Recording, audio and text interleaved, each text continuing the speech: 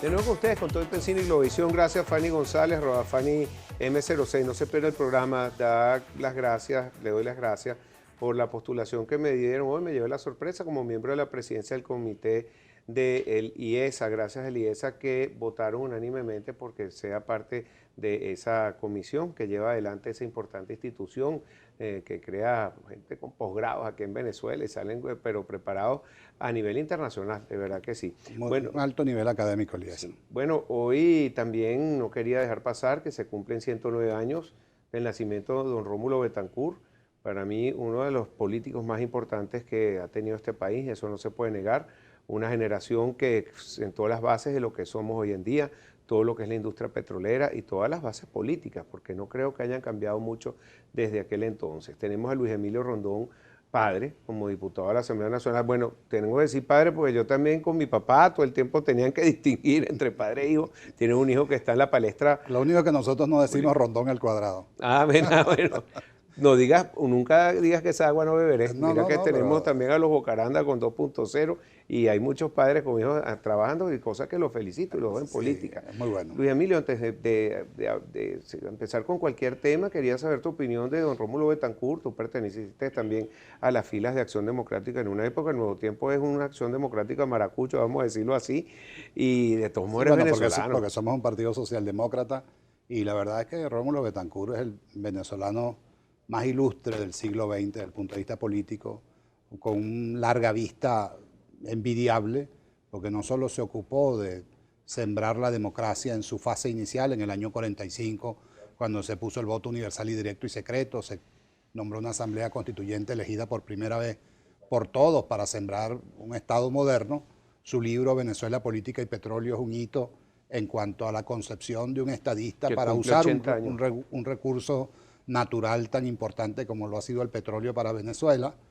Fue presidente en el año 45 con la Revolución de Octubre y luego elegido por el pueblo en el 59, se retiró de la vida pública, no estorbó el desarrollo de otros gobiernos, se quedó como un gran consultor, cosa muy difícil de encontrar hoy en día. La gente se aferra de tal manera al poder que hay que cortarle las garras para que suelten el manejo de la cosa pública y eso es una enseñanza que Rómulo Betancourt le dejó a las generaciones de venezolanos que ojalá lo estudiemos y lo imitemos en cuanto a su honestidad, a su probidad y fundamentalmente a su desapego. Hay otras lecciones que nos da que yo creo que directamente puede tomarla todos los que forman parte del Partido Mesa de Unidad Democrática, de la MUD, porque ellos en su época, su generación firmaron un pacto, el pacto de punto fijo que tan satanizado ha sido, pero gracias a ese pacto se pudo tener más de 40 años de democracia donde convivieron partidos como COPEI y Acción Democrática y había gobernabilidad.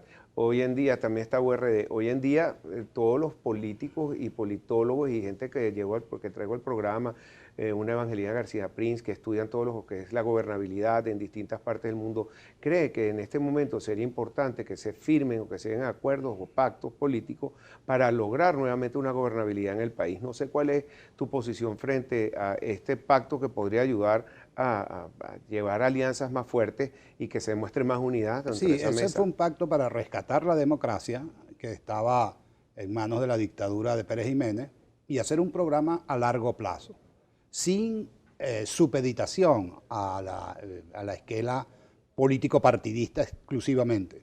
Participaron gente de la industria, de la empresa, venezolanos independientes muy ilustres. Lo mejor, en ese entonces se escogían los mejores venezolanos para los destinos más importantes de una Venezuela que estaba naciendo la democracia en el año 58 y que le dio una ruta muy clara. Lamentablemente, lamentablemente el pacto cumplió su objetivo básico y no cuidaron los elementos de pervivencia de ese esquema de convivencia y surgió una ruta autoritaria que desde que tomó el poder ha tomado como tarea única destruir al adversario, llevarlo a tal nivel de fragmentación que no tenga viabilidad alguna, como que si el país le perteneciera a un solo partido. Ese es uno de los errores más graves que el chavismo ha cometido en este siglo XXI, que nos ha tenido divididos a los venezolanos entre rojos y escuálidos, que nos ha impedido trabajar todos juntos. Fíjate tú, este señor Víctor, que estaba ahorita de Protección Civil, Miranda, con qué respeto habla de la Policía Nacional, de la Guardia Nacional, del Ministerio de Relaciones Interiores, de las alcaldías que no son de Capriles, que son rojas para armar un plan conjunto. Eso es lo que debería ser un gobierno. Un gobierno serio no tendría por qué tener distingo entre los que militan en sus filas y los que no militan, porque todos son productos de una elección popular, tratarlos con respeto. Tenemos esta situación que estamos viviendo hoy en día en la Asamblea Nacional, cuando en definitiva lo que están desconociendo es el voto de los venezolanos. Los venezolanos votaron por un cambio y eligieron libremente una Asamblea Nacional. Desde el mismo momento que se produjo esa elección, el gobierno compró una guaya y ha estado dándole vueltas para amarrar a esa representación popular, anularla e impedir que cumpla con su función constitucional. Esas son las taras que seriamente afectan el desarrollo de una democracia. Nosotros criticamos mucho eso porque si vemos en cuanto a lo que dice la Constitución de la República Bolivariana de Venezuela, en cuanto a los derechos políticos, fíjate tú el artículo 70, dice, son medios de participación y protagonismo del pueblo en ejercicio de su soberanía, en lo político. La elección de los cargos públicos. No se eligieron los gobernadores el año pasado como correspondía y al día de hoy no han convocado las elecciones que están pendientes de gobernadores, ni han convocado las elecciones para alcaldes y concejales. Pero creo que el presidente dio a entender en el mensaje del PSUV que hasta que ellos no estén preparados para ir a una elección que puedan ganar, no se ve el destino electoral en Venezuela, ni regionales, ni ningún otro. Entonces, lo que está diciendo es que no habrá más nunca elecciones, bueno, no porque sé, nunca van a estar preparados con el apoyo popular. Bueno, pero dice el referéndum y la revocación de mandato. Convocamos el año pasado, de acuerdo a esta misma Constitución, un referéndum revocatorio para que no fuera la MUD, la cúpula de los partidos, tú y yo, quienes decidiéramos el cambio de gobierno, no, para que lo hiciera el pueblo, que evaluara la gestión de gobierno del presidente Maduro y dijera si está de acuerdo con esto y lo cambiara o no, pues nos anularon el referéndum. Es decir, han conculcado la base fundamental de la democracia, que es la participación política, y nosotros estamos dando una batalla agónica, con gran esfuerzo, con pocos recursos, pero con el respaldo de la gente en la calle está muy molesta por esta circunstancia, no solo por la conculcación de sus derechos políticos, sino por la enajenación de sus derechos económicos. Hoy en día estamos en una situación realmente en la carraplana que obliga a que pensemos muy bien en la sustitución de este esquema de gobierno por un esquema de gobierno que nos devuelva la felicidad y la tranquilidad que teníamos en años anteriores. Ahora, tenemos que vernos en un espejo, sobre todo lo que está ocurriendo en Ecuador, donde la oposición fue dividida y estuvo adelante en los comicios con 40% y no sabemos todavía, no sé si es oficial. Ya confirmaron que sí va a haber la segunda vuelta. Eso es importante. Bueno, pero es que esta es una cosa de las que está pasando por estos esquemas de gobiernos autoritarios. Todas las encuestas decían que el candidato del gobierno ganaba en la primera vuelta con más del 50% y con más de 15 puntos de ventaja. La gente se ha colmado, se ha agotado de que le digan lo que tiene que hacer, lo que tiene que comer, cuándo puede ir, cuándo no puede ir, que le impongan su ritmo de vida. La gente quiere libertad y esa libertad no la consigue en estos esquemas autoritarios que controlan la prensa, que en estos esquemas autoritarios que monopolizan el poder, que se enriquecen obscenamente y que se apartan de su compromiso popular. Eso lo cobra la gente en la primera oportunidad. Ha pasado con todo el corte de estos gobiernos latinoamericanos, pasó en Argentina, pasó en Brasil, pasó ahora en Ecuador y los que siguen en la lista son Bolivia y Venezuela, que no tengo ninguna duda de que cuando se produzcan elecciones la gente va a votar por un cambio para mejorar su forma de vida. Bueno, el problema que ocurrió en Ecuador es que algunos fueron al CNE y algunas personas se apostaron afuera, cantaron fraude, hubo presión por parte de los militares, han tratado de minimizar la noticia, sin embargo hubo presión para que llegaran a esta segunda vuelta. Para que se respete la voluntad de la gente, de los ecuatorianos, que en definitiva es lo que nos debe importar. Si ellos deciden escoger a quien decidan escoger, que lo hagan libremente, sin trampa y sin... De regreso con ustedes aquí en Con Todo y Pensini por Globovisión. Una interesante entrevista que estamos llevando a cabo porque estamos hablando de solamente de política nacional, sino internacional. Tenemos al padre del que está llevando todo lo que es Perdona, yo sé que no les gusta que les toque el tema ni a ti ni a tu hijo, pero es que está llevando uno de los rectores del CNE y que todas las votaciones, como tú bien sabes, son 4-1. Es la persona que tiene que dar la cara, Luis Emilio Rondón, hijo. Cuando pasa cualquier cosa, hay manifestación, el CNE es el que tiene que entregar el papel, recibir los documentos y es muy importante lo que él está haciendo. Lo que pasa es que tenemos en este momento, después volvemos al tema internacional, la renovación de los partidos. No sé cómo será la posición del Nuevo Tiempo cuando les toca a ustedes. Van a hacerlo algunos partidos, como el Partido Comunista de Venezuela, se ha negado a hacerlo. Hay otros que han hasta solicitado al Tribunal Supremo de Justicia que se anule ese decreto del CNE. Bueno, como lo planteaste, en primer lugar, yo estoy muy orgulloso del trabajo que está haciendo mi hijo Sí, en el CNE. definitivamente, muy bien. Y le mando bendiciones por esta vía. Qué bien. La renovación de la nómina de los partidos es un proceso suicida. ¿Por qué suicida? Porque para constituir un partido, eso es un proceso de agregación de voluntades, de presentar tu oferta política. En el caso de Un Nuevo Tiempo, es un partido de la socialdemocracia internacional. Nosotros decimos que somos el partido de la democracia social, es decir, que tenemos un compromiso fundamental con la gente más necesitada, que requiere más apoyo, y que los partidos son herramientas para participar en la toma de decisiones del poder público, y por eso aspiramos el poder. Pero un partido no nace súbitamente. No es como el embarazo de una señora que a los 9 meses va al hospital y da a luz y tiene un varón o una hembra y listo, y una felicidad a empezar a crecer ese muchacho. Un partido es un problema sociopolítico más complejo.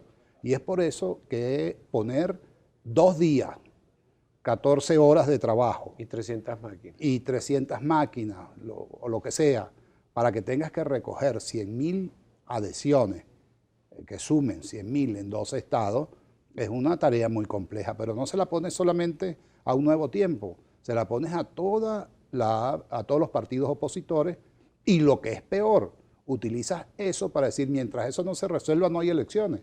Como que si la Constitución o la ley de partidos políticos plantearan que para que haya elecciones tienen que cumplirse estos procesos administrativos previamente. Todo es un complot que hay desde el poder público nacional que está compinchado para impedir, como te lo señalé anteriormente, el ejercicio de los derechos políticos de los venezolanos. Señores, el año pasado teníamos que elegir los gobernadores. ¿Por qué no se eligieron?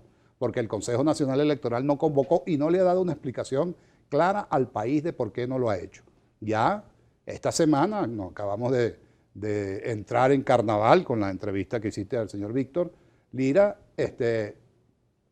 ya se acabó febrero. Y no se ha hablado de los 3 diputados de Amazonas ni en el Tribunal que Supremo tienen un año esperando por una medida cautelar que debe resolverse porque tienen un estado completo y una representación indígena completa sin representación ante la Asamblea Nacional, producto de una medida cautelar en función de un chisme, porque no hay absolutamente nada en ese expediente que certifique que hubo un hecho y la credencial del señor representante indígena la firma nada más y nada menos que Tibisay Lucena como presidente del Consejo Nacional Electoral, porque él es representante de 2 estados, de los estados Apure y del Tamacú y Amazonas.